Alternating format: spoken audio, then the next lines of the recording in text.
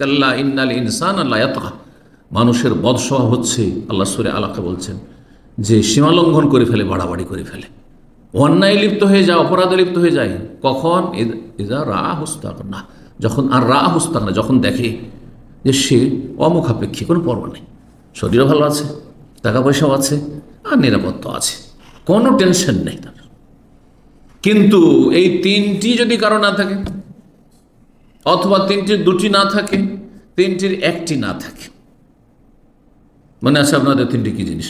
শারীরিক সুস্থতা, নিরাপত্তা আর সচ্ছলতা, সহজ ভাষায়।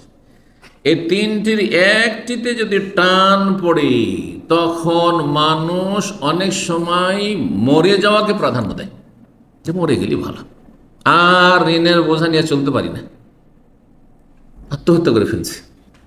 ওই অসুস্থ শরীর আর বরদাস্ত হচ্ছে না, আত্মহত্যা করে ফেলছে এরিয়ানরা। এইরকমই নিরাপত্তা যদি না থাকে, তাহলে কোনো সুখ শান্তি নেই, সমস্ত শেষ, ধন দৌলত থেকেও শান্তি নেই, তাও নিরাপত্তা নেই আপনার।